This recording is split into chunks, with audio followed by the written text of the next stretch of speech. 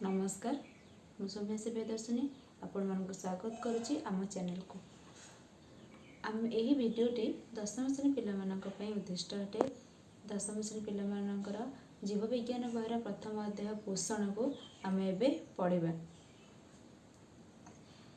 तो पोषण पोषण अर्थ होची पोषिबा। आम एबे छोट अच्छु 15 वर्षर पिला कि 16 वर्षर अच्छे 15 वर्ष थाईपे कि 16 वर्ष थाईपे।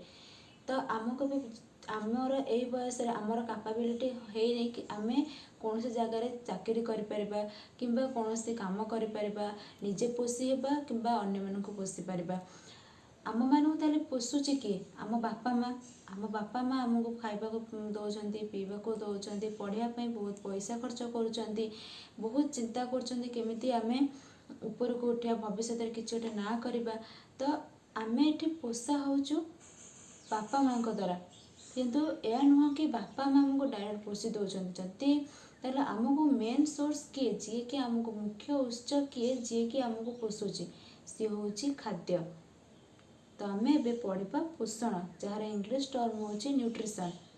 एबे दशम श्रेणी पिला माने ओडिया सहित इंग्लिश टर्म भी जानवा दरकार कारण आपर लेवल हूँ +2 लेवल +2 रे से माने इंग्लिश टू इंग्लिश पाठ पढ़े जदि एमाने एबे ठारू इंग्लिश न जानिबे ताहले आगो को बहुत हैरान हेबे। तो प्रति टर्म इंग्लिश रे जानिबा दरकार ओडिया सह इंग्लिश माने टर्म भी जानि थांतु। तो आम पोषण में पढ़ा पोषण टर्म हूँ न्यूट्रिशन। मुझे कहली पोषण अर्थ पोषिबा। तो आमको मेन सोर्स जे कि मुख्य उत्स आमको पोषुची सी हूँ खाद्य। तो तेला कौन ना शरीर में समन्वित होता असंख्य जैव रासायनिक प्रक्रिया जो जीवन धारा अब्याहत रही है। शरीर में समन्वित भाव होता असंख्य जैव रासायनिक प्रक्रिया ताहले आम ये कौन जाने आम शरीर में क्यों प्रक्रिया अनबरत चली रोचे जैव रासायनिक प्रक्रिया। से जैव रासायनिक प्रक्रिया जो आमर जीवन धारा अब्याहत रोचे आम जीवन धारा ठीक भाव में चलुची ठीक भाव में सुरुखुरु संपन्न होउची। यही सब प्रक्रिया पाई शक्ति आवश्यक। आम जाने शक्ति हूँ एपरी गोटे जिनिस जेकोसी काम करूँ आम पाखे शक्ति थी दरकार जोटा कहती एनर्जी स्टामिना सेटा आम पाखे निहाती भाव में दरकार। जदि आम पाखे शक्ति ना बल ना तो आम कौन से प्रकार कार्य करें ना। तो सेठी देला आम शरीर जो जैव रासायनिक प्रक्रिया होउची से जैव रासायनिक प्रक्रिया पाई भी आमको शक्ति दरकार। ता छड़ा कोष टिश्यू तथा अंग प्रत्यंगर गठन अर्थात शरीर गठन पाई एवं शरीर वृद्धि और मरामती निमंते विभिन्न उपादान दरकार। कोष टिश्यू तथा अंग प्रत्यंगर गठन जेमिति आम गोटे मनकर उदाहरण नवा गछ तार गछर कौन कौन अच्छी तार अंग आम तलू गले मूल चेर मूल कांड शाखा प्रशाखा पत्र फूल फल तो एसबू हूँ गछर अंग। सेमती मनीषर हूँ कोष टिश्यू अंग प्रत्यंग आमर केते गुड़े कोष मिलित हेल्ले टिश्यू हूँ टिश्यूर मिलन अंग प्रत्यंग गठित होउची। तो यही अंग प्रत्यंग हो कि कोष हो कि टिश्यू हो एसबू गठन कि शरीर गठन आमर जदि अंग प्रत्यंग गठन हम जदि आम चेर पत्र मूल कांड शाखा एसबू आम जब मिसेबा आम गोटे संपूर्ण फुल टर्म गछटे पाइबा। सेमती जदि आम सबुजाक कोष को मिसेबा कोष को मिसाई टिश्यू हम तो टिश्यू को मिसाइले अंग प्रत्यंग हम तो अंग प्रत्यंग मिसिकी आमर शरीर गठन होउची।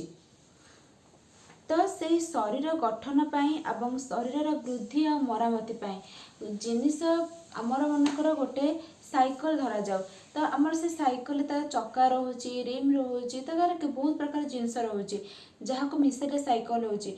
आमर तो दिन जीवन में समस्त निहाती भाव में साइकिल व्यवहार करुवे।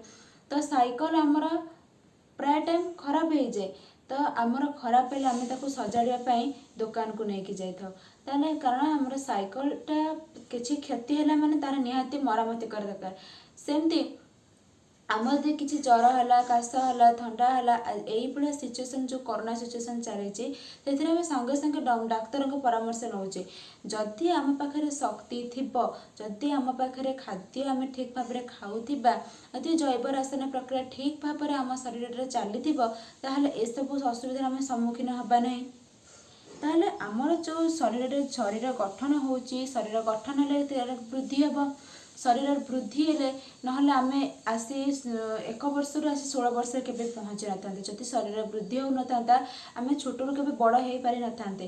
ତ ଶରୀର ବୃଦ୍ଧି ହେଉଛି, ମରାମତି ହେଉଛି, କେତେବେଳେ ଆମକୁ ଜ୍ୱର କାଶ ଥଣ୍ଡା ହେଉଛି, କେତେବେଳେ ଆମର ଖଣ୍ଡିଆ ହେଇଯାଉଛି, ଏମିତି ବିଭିନ୍ନ ପ୍ରକାର କ୍ଷତି ଆମ ଶରୀରରେ ହେଉଛି। ତା ବୋଲି ନୁହେଁ କି ଆମେ ସେ କ୍ଷତି କରି ରଖିଦେବା, ତାକୁ ମଧ୍ୟ ମରାମତି କରିବା, କାରଣ ସମସ୍ୟା ଅଛି ମାନେ ସମାଧାନ ଜୀବନରେ ଅଛି। ତ କ୍ଷତି ହେଉଛି ମାନେ ତାର ମରାମତି କରିବା। ତାହେଲେ କେମିତି ମରାମତି କରିବା ପାଇଁ ବିଭିନ୍ନ ଉପାଦାନ ଦରକାର। ଆମକୁ ବହୁତ ପ୍ରକାର ଜିନିଷ ଦରକାର, ଯାହାଦ୍ୱାରା କି ବିଭିନ୍ନ ପ୍ରକାର ଉପାଦାନ ଦରକାର, ଯେଉଁ ଉପାଦାନ ସାହାଯ୍ୟରେ ଆମେ ସବୁ ଶରୀରର ସବୁ ଜିନିଷ ଆମେ ଫୁଲଫିଲ୍ କରିପାରିବା, ସବୁ ଜିନିଷକୁ ଆମେ ପୂରଣ କରିପାରିବା। ଜୀବର ଖାଦ୍ୟ ଏ ସମସ୍ତ ଚାହିଦା ପୂରଣ କରିଥାଏ। ତାହେଲେ ଏ ଚାହିଦା, ଏ ଉପାଦାନ ଆସିବ କେଉଁଠୁ? ଆମେ ଯଦି ଖାଦ୍ୟ ଖାଇବା, ଖାଦ୍ୟଟା ତାହେଲେ ଖାଇଲେ ଆମକୁ ଶକ୍ତି ମିଳିବ, ଶକ୍ତି ମିଳିଲେ ଜୈବ ରାସାୟନିକ ପ୍ରକ୍ରିୟା ଚାଲି ରହିବ, ଜୈବ ରାସାୟନିକ ପ୍ରକ୍ରିୟା ଚାଲି ରହିଲେ ଆମ ଶରୀରର ବୃଦ୍ଧି ହେବ ଆଉ ମରାମତି ମଧ୍ୟ ହୋଇଯିବ। ଶକ୍ତି ଆହରଣ ଆଉ ଉପାଦାନ ସଂଗ୍ରହ ପୋଷଣ ଜରିଆରେ ହୋଇଥାଏ।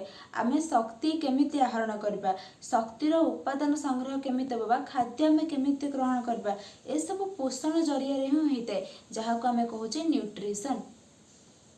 ତ ସବୁଜ ଉଦ୍ଭିଦ ଆଲୋକ ଶ୍ଳେଷଣ ପ୍ରକ୍ରିୟାରେ ନିଜ ଖାଦ୍ୟ ନିଜେ ପ୍ରସ୍ତୁତ କରିଥାଏ। ସବୁଜ ଉଦ୍ଭିଦ କହିଲେ ଆମେ ଗଛ ଲତାକୁ ଯେଉଁ ବୁଝୁଛେ, ଯେଉଁଗୁଡ଼ାକ ଆଲୋକ ଶ୍ଳେଷଣ ପ୍ରକ୍ରିୟା ବା ଫଟୋସିନ୍ଥେସିସ୍ କରିଥାଏ। ତାହେଲେ ସବୁଜ ଉଦ୍ଭିଦ ଆଲୋକ ଶ୍ଳେଷଣ ପ୍ରକ୍ରିୟାରେ ନିଜ ଖାଦ୍ୟ ନିଜେ ପ୍ରସ୍ତୁତ କରିଥାଏ। ସେଥିପାଇଁ ସବୁଜ ଉଦ୍ଭିଦକୁ ଆମେ ସ୍ୱଭୋଜୀ ବୋଲି କହିଥାଉ, କାରଣ ସେ କାହା ଉପରେ ଡିପେଣ୍ଡେଣ୍ଟ ହୋଇ ରହେ ନାହିଁ, ସେ ସବୁବେଳେ ନିଜ ଖାଦ୍ୟ ନିଜେ ପ୍ରସ୍ତୁତ କରିଥାଏ। କିନ୍ତୁ ପ୍ରାଣୀମାନେ ହେଉଛନ୍ତି ପରଜୀବୀ। ଆମେ ଯାହାର ଏକ୍ଜାମ୍ପଲ୍ ହେଉଛି ଆମେ ମଣିଷ, ଆମେମାନେ ହେଉଛୁ ପରଜୀବୀ। ଆମେମାନେ ପ୍ରତ୍ୟକ୍ଷ ଭାବରେ ହେଉ କିମ୍ବା ପରୋକ୍ଷ ଭାବରେ ହେଉ ଉଦ୍ଭିଦ କିମ୍ବା ଅନ୍ୟ ପ୍ରାଣୀ ଉପରେ ନିର୍ଭର କରୁଛୁ। ଅନ୍ୟ ପ୍ରାଣୀ କହିଲେ ଆମେ କୁକୁଡ଼ା ଉପରେ ନିର୍ଭର କରୁଛେ, ଛେଳି ଉପରେ ନିର୍ଭର କରୁଛେ। ତ କିନ୍ତୁ ଉଦ୍ଭିଦମାନେ ବା ସବୁଜ ଉଦ୍ଭିଦମାନେ ହେଉଛନ୍ତି ସ୍ୱଭୋଜୀ। ସେମାନେ ନିଜ ଖାଦ୍ୟ ନିଜେ ପ୍ରସ୍ତୁତ କରିପାରୁଛନ୍ତି। କେମିତି ନା ଆଲୋକ ଶ୍ଳେଷଣ ପ୍ରକ୍ରିୟାରେ। ଆମେ ନିଜ ଖାଦ୍ୟ ନିଜେ ପ୍ରସ୍ତୁତ କରିପାରୁନାହୁଁ। ଆମେ ନିଜ ଖାଦ୍ୟ ଆମେ ରୋଷେଇ କରୁଛୁ, କିନ୍ତୁ ଯେଉଁ ରୋଷେଇଟା କରୁଛୁ ଆମେ ଗଛଠାରୁ ଆଣିଲେ ରୋଷେଇ କରୁଛୁ କିମ୍ବା କୌଣସି ପ୍ରାଣୀମାନଙ୍କ ଠାରୁ ଆଣିଲେ ରୋଷେଇ କରୁଛୁ, ନହେଲେ ଆମେ ନିଜ ଖାଦ୍ୟ ନିଜେ ରୋଷେଇ କରିପାରିବା ନାହିଁ। ପରିବେଶରୁ ଆବଶ୍ୟକ ପୋଷକ ମଧ୍ୟ ଗ୍ରହଣ କରିଥାଏ। ସବୁଜ ଉଦ୍ଭିଦ ପରିବେଶରୁ ପୋଷକ ଗ୍ରହଣ କରିଥାଏ, ମାନେ ମୂର୍ତ୍ତିକାରୁ ଜଳ ଗ୍ରହଣ କରୁଛି, ସୂର୍ଯ୍ୟଙ୍କ ଠାରୁ ଆଲୋକ ଆଣୁଛି, ସେଥିପାଇଁ ସେ ଖାଦ୍ୟ ଗ୍ରହଣ କରିପାରୁଛି। କିନ୍ତୁ ପ୍ରାଣୀ ଆଉ ଅନ୍ୟ ସବୁ ଜୀବ, ଏମାନେ ସବୁ ମୁଁ ଜଷ୍ଟ ଟିକେ ଆଗରୁ କହିଲି କି ଏମାନେ ସବୁ ଖାଦ୍ୟ ପାଇଁ ଉଦ୍ଭିଦ ଉପରେ ପ୍ରତ୍ୟକ୍ଷ ଭାବରେ ହୁଅନ୍ତୁ କିମ୍ବା ପରୋକ୍ଷ ଭାବରେ ରୁହନ୍ତୁ। ପ୍ରତ୍ୟକ୍ଷ ଭାବରେ କହିଲେ ଆମେ ଡାଇରେକ୍ଟ ଯିବା ଗଛରୁ ଶାଗଟା ତୋଳିକି ଆଣିବା, ଭାଜିକି ଖାଇବା, ଏଇଟା ହେଉଛି ପରୋକ୍ଷ। ଆମେ ଶାଗଟାକୁ ଆଣିଲେ ତୋଳିଲେ। ପ୍ରତ୍ୟକ୍ଷ ହେଉଛି ଆମେ ଆମ୍ବଟା ଡାଇରେକ୍ଟ ଆଣି ଖାଉଛେ କିମ୍ବା ଆମର ଆଣୁଛେ ଆପଲ୍, ତାକୁ ଆଣି ଖାଉଛେ।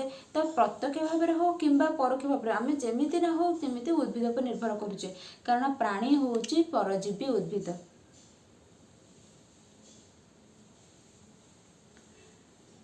ସେମାନେ ଉଦ୍ଭିଦ ଦ୍ୱାରା ପ୍ରସ୍ତୁତ ଗଚ୍ଛିତ ପଦାର୍ଥକୁ ବା ଅନ୍ୟ ପ୍ରାଣୀଙ୍କୁ ଖାଦ୍ୟ ରୂପରେ ଗ୍ରହଣ କରିଥାନ୍ତି।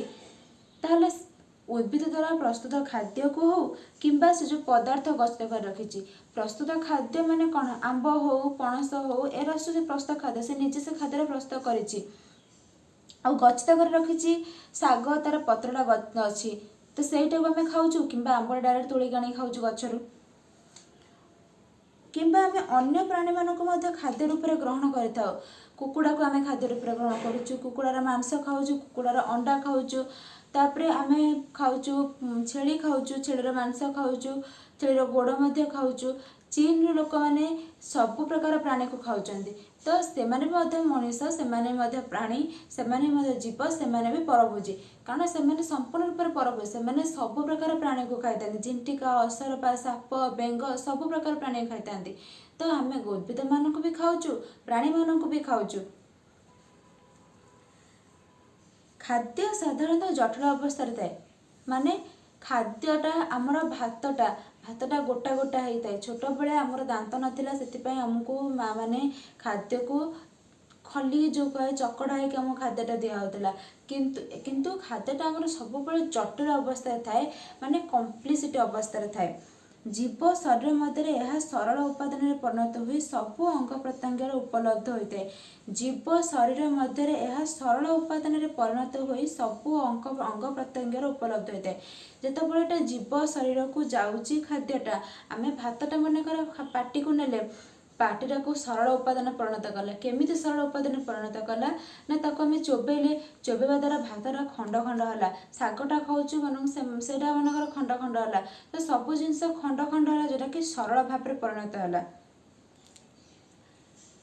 सरल उपादान परिणत हुए सबू अंग प्रत्यंग उपलब्ध होता है आम खाइले से पेट को गला पेट को जाई शरीर सबू अंग प्रत्यंग जाई शक्ति जोगाइला स्टार्ट करी सरल खाद्यर दहन व जारण घटी से शक्ति मोचित होता है जेहेतु आम खाद्यटा को खाइले चोपेले पार्टी किसी लाल आमर निर्गत होता है जोटा कि आमर खाद्य को हजम कर साहाय्य करता है तो सेटा गोटे वन टाइप ऑफ एसिड मैंने गोटे प्रकार से एसिड जो द्वारा कि खाद्यटार दहन होची किंबा जारण घटुची जहाँ आम कहे इंग्लिश टर्म तार होची ऑक्सीडेशन ऑक्सीडेशन माने ऑक्सीजन जी प्रेजेंट रोचे तो से खाद्य जो खाऊे तार दहन बा जारण शक्ति मोचन होची शक्ति मोचन होची गोटे तथाकथित ध्वंसात्मक प्रक्रिया यह अपचयर उदाहरण सेहीपरि खाद्य शरीर गठन आदि आवश्यक उपादान सृष्टि होगा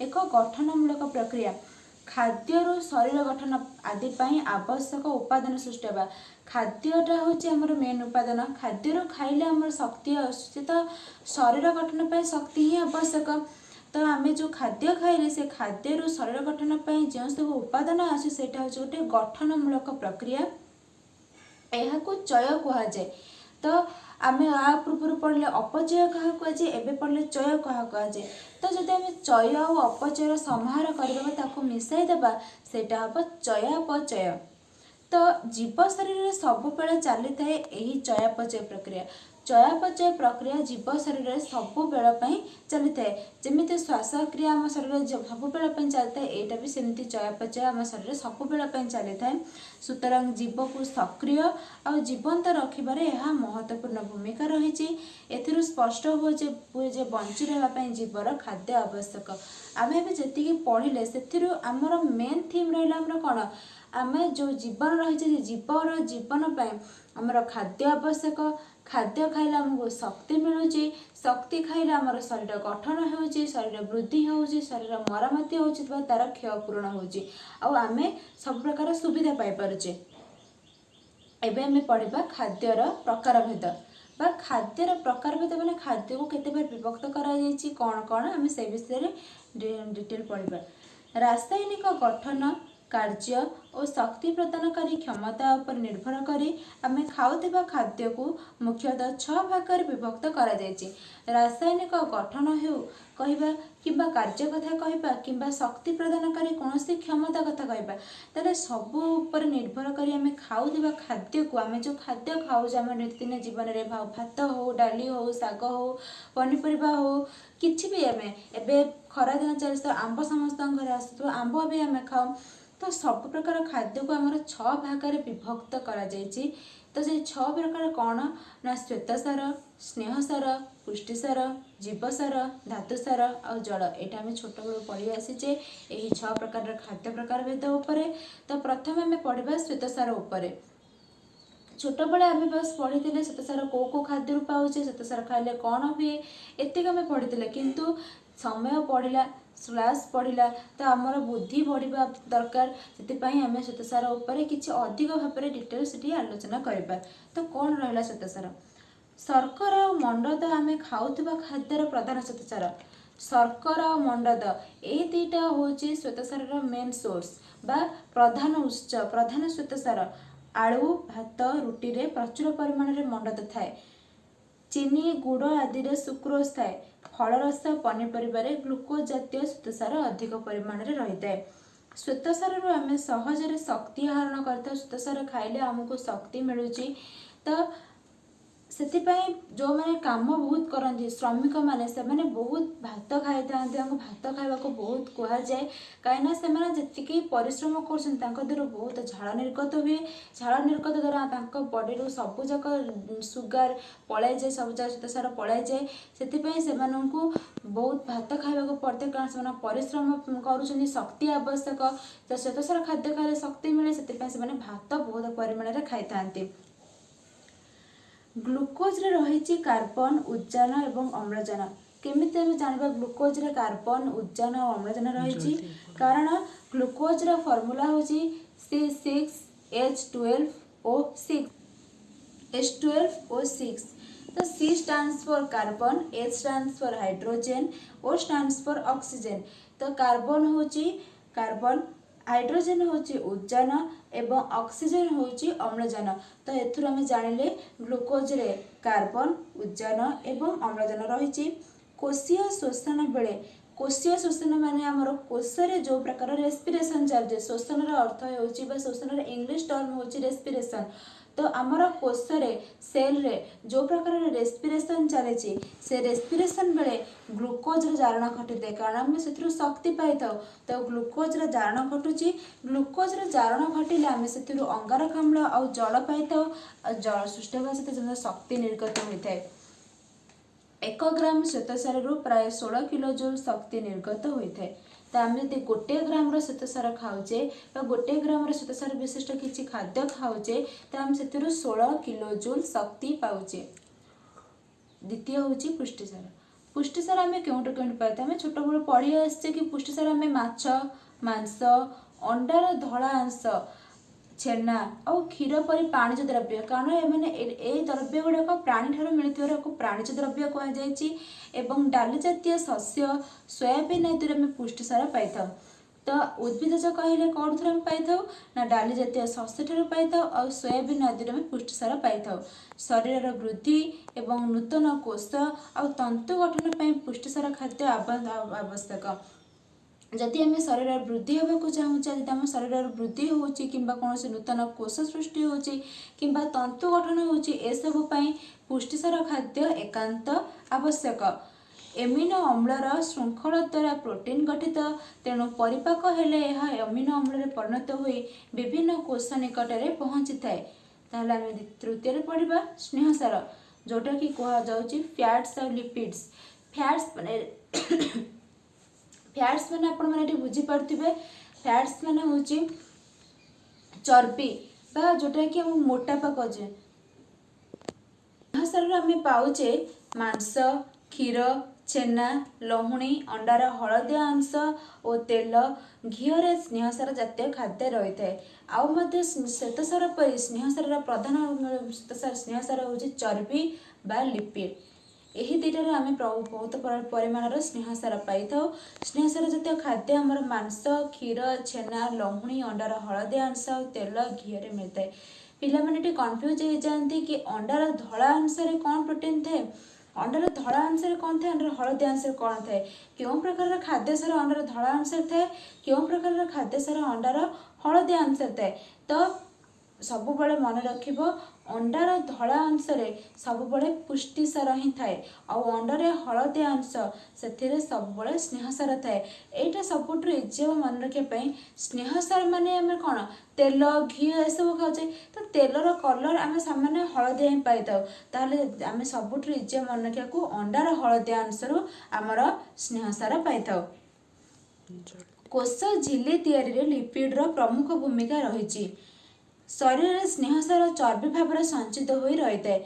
आमर शरीर में चर्बी भाव में संचित हो स्नेहसार रही लोक मैंने मोटा हो जाती, पेट बाहरी पड़े, विभिन्न प्रकार असुविधा होता है। जोटा आम कहते कोलेस्ट्रॉल बाहरी पड़े।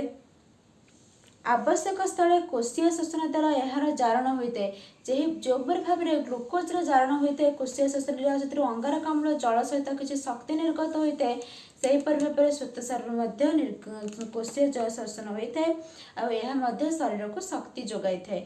चर्म तले चर्बीर एक आस्तरण बसी थाए से लोक मैंने बहुत मोटा हो जाती ताप अपरिवाह हो चर्बी शरीर को उषुम रखिबारे साहाय्य करे से आम जो मैंने बहुत मोटा होता से बहुत गरम लगे तो कौन पे बेसी गरम लगे आम बुझी सारे कारण चर्बी जो चर्म तले जो चर्बीर गोटे लेयर थाए गोटे आस्तरण थाए सेटा ताप अपरिवाही आम पढ़े ताप सुपरिवाही ताप अपरिवाही सुपरिवाही मैंने जोटा भल भाव ताप को आब्जर्व कर तो अपरिवाही हो जोटा कि ताप को भल भाव आब्जर्व करें ना भल भाव शोषण करें तापर आम पढ़ा धातुसार धातुसार हूँ कौन ना शरीर गठन पर विभिन्न धरणर धातुसार यथा लौह calcium iodine phosphorus sodium potassium आदि आवश्यक ताहले शरीर गठन पर विभिन्न धरण धातुसार कह गले लौह कैल्शियम आयोडीन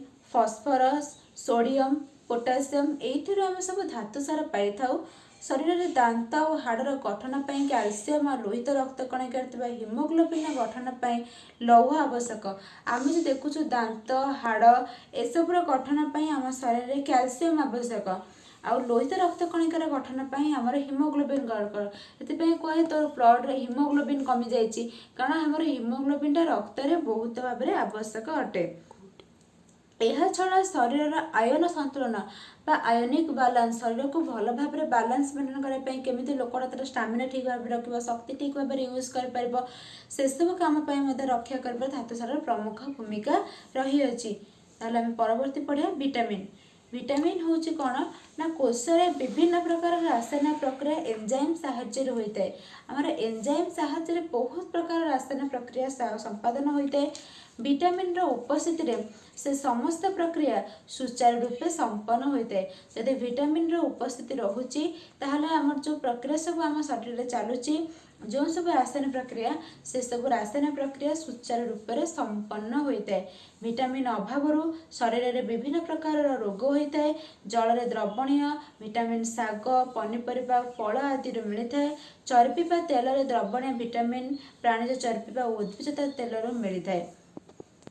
ताहले आमर जो चर्बी बा तेल जो विटामिन रही चर्बी तेल आम जो सब विटामिन डी आम देखु दुकान जो तेल आसे तेल पैकेट लिखाई थाए कि कौ प्रकार विटामिन रही तो जो प्रकार विटामिन सब रोचे द्रवणीय होकर रोचे माने द्रवणीय अवस्था माने तेल भितर रोचे से सब प्राणीज चर्बी बा उद्भिद तेल मिलता है। उद्भिद तेल सनफ्लावर ऑयल हो मस्टर्ड ऑयल हो सोरिष तेल हो रिफाइन तेल हो ए सब आम पाई था। तापर पढ़ा आम जल जल हूँ वाटर कोशरे थिबा कोशरस बा कोश जीवकर प्राय 70 ରୁ 90 भाग जल कह गले आम शरीर हूँ 70 ରୁ 90 भाग जल कोशर स्थिति और विभिन्न प्रक्रिया जल अत्यंत आवश्यक आम कोशर जो प्रकार स्थिति रोचे कि जो प्रकार विभिन्न प्रकार जो प्रक्रिया चलुची मेन कर रासायनिक प्रक्रिया चलुची से सबुपाई जल हूँ एकांत आवश्यक। झाड़ हो परिस्रा हो निश्वास हो सब जल क्षय होता है झाड़ बाहर आम पानी ही शरीर पाए सहीटा ही जल परिस्रा भी जल निश्वास भी जल केमी निश्वास जल ना आम गैस जो आशा कर गैस जल बिंदु ही अच्छी जल कणिका ही अच्छी तो जो सब जल आमर जिते वेस्ट होते प्रकार सोर्स आम जल सब वेस्ट हो तो सही सब भरणा आम शरीर से जल सब भरणा आमको दिन को प्राय 3 ରୁ 4 लीटर पानी पीवा आवश्यक। शरीर जलीय अंश कमीगले शरीर अवश्य हो जाए विभिन्न असुस्थता प्रकाश पाए जदि आम शरीर जलीय अंश कमी जाऊँगी तार आम शरीर बहुत क्षयक्षति होता है।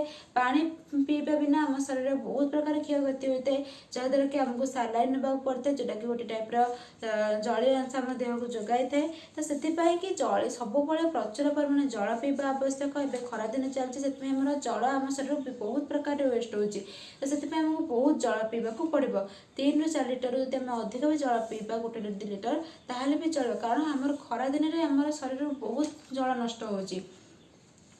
ତ ଏହିପରି ଭାବରେ ଜଳୀୟ ଅଂଶ ଯଦି କମିଯିବ, ଶରୀର ଅବଶ ଲାଗିବ ବା ଖରାପ ହେଇଯିବ, ଅସୁସ୍ଥତା ହେଇଯିବା ଆମେ, ତ ଆମର ବହୁତ ପ୍ରକାର କ୍ଷୟକ୍ଷତି ହେବ। ଦର୍ଶକ ବନ୍ଧୁ, ଆମ ଭିଡ଼ିଓର ପାର୍ଟ 1 ଆପଣମାନଙ୍କୁ କେମିତି ଲାଗିଲା ଆମକୁ କମେଣ୍ଟ ବକ୍ସରେ ନିଶ୍ଚିତ ଭାବରେ କମେଣ୍ଟ କରି କହିବେ। ଯଦି ମୋ ପଢ଼ା ଆପଣଙ୍କୁ ଭଲ ଲାଗିଥାଉ କିମ୍ବା ଖରାପ ଲାଗିଥାଉ, ଫିର୍ ବି ଆପଣ କମେଣ୍ଟ କରି କହିବେ କି କେମିତି ପଢ଼ାଟା ଲାଗିଲା, କି ଆପଣ ଯଦି ପଢ଼ାରେ କିଛି ଡେଭଲପ୍ ଚାହୁଁଛନ୍ତି, ଯଦି ଭଲ୍ୟୁମ୍ରେ କିଛି ଯଦି ପ୍ରୋବ୍ଲେମ୍ ହେଉଛି, ସବୁକିଛି ଆପଣ କମେଣ୍ଟ ବକ୍ସରେ କହିପାରିବେ। ଆପଣଙ୍କ ସହଯୋଗ ଆଉ ଭଲ ପାଇବାରେ ଆମେ ଆଗକୁ ବଢ଼ିପାରିବୁ ଆଉ ଆପଣମାନଙ୍କୁ ଶିକ୍ଷିତ କରାଇପାରିବୁ ଆଉ ଆପଣମାନଙ୍କର ଅସୁବିଧାରେ ଆମକୁ ସୁବିଧା କିଛି ଦେଇପାରିବୁ। ଆମ ଚ୍ୟାନେଲକୁ ସବସ୍କ୍ରାଇବ୍ କରିବା ପାଇଁ ଜମାରୁ ଭୁଲିବେ ନାହିଁ। ସବସ୍କ୍ରାଇବ୍ ପାଖରେ ଯେଉଁ ଘଣ୍ଟି ଅଛି ଘଣ୍ଟିକୁ ଦେବେ ଆମ ଚ୍ୟାନେଲକୁ ସବସ୍କ୍ରାଇବ୍ କରନ୍ତୁ, ଲାଇକ୍ କରନ୍ତୁ, ସେୟାର କରନ୍ତୁ, କମେଣ୍ଟ କରନ୍ତୁ। ନମସ୍କାର।